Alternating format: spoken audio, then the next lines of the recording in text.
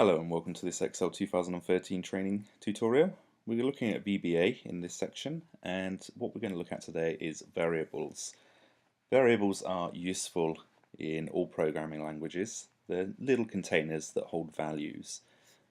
What we're going to do today is have a look at declaring a variable, initializing a variable, and then displaying a variable. So declaring a variable is just simply letting Excel know that we're using a variable. Initializing means assigning it an initial value or a beginning value, and displaying it is just to show the output. So if you'd like to start up Excel, we'll take a look. Okay, so I have my blank new workbook, and I'm going to go straight to the Developer tab, and I'm going to insert a command button, as we've done before. I'm just going to draw that out on my screen. Then I'm going to right click and view code. So we're back inside our private subcommand button, click, and what we're going to do is declare our first variable. First thing we're going to look at is an integer. It's used to store whole numbers. So let's click in between our command button, click and then sub, and we'll start off with declaring the variable. So we'll dim, that's how you start off declaring your variable. Let's call it x, and we'll store it as an integer. So it's as simple as that. We're declaring a variable called x, and it's going to contain an integer value. So now we're going to assign it a value. So x equals 6. And we will display that in cell A1. So range, open brackets, A1 dot value equals x. So what we've done there is declared our variable called x as an integer. We've assigned a value to it, and now we're going to display it in cell A1.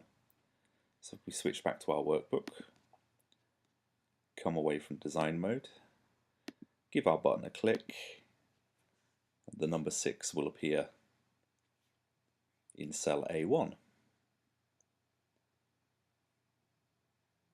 What we can do now is go back to Visual Basic. Rather than changing design mode on and off, we'll just click straight onto the Visual Basic button, and that'll take us back to our code. Okay, so what if x was 5.5? Let's give that a run and see what happens.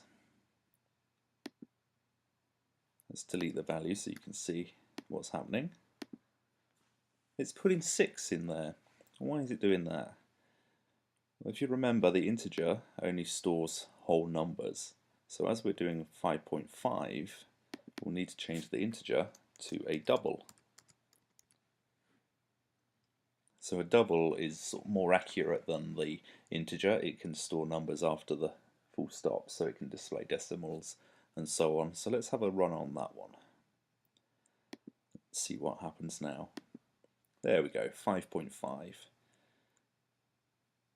So when we're using decimal places, we want to look at the double option that's available to us. Okay, what else is available? Let's go back to Visual Basic. We've looked at integer, we've looked at double, so how about a string? So we'll dim x as a string this time, and x can now equal hello. Let's minimize that, give it a run. Yay, so let's put in a hello. And it's definitely a string, as it's immediately aligned it to the left. Okay, and the last one we're going to look at in this tutorial is a Boolean value. So a Boolean value is just a true or false. So if we change string to Boolean, and this time we'll say x equals true. Minimize that, give it a run, and it will display the true value. Alternatively, because it's Boolean, there is only two options, true and false. Let's give false a run.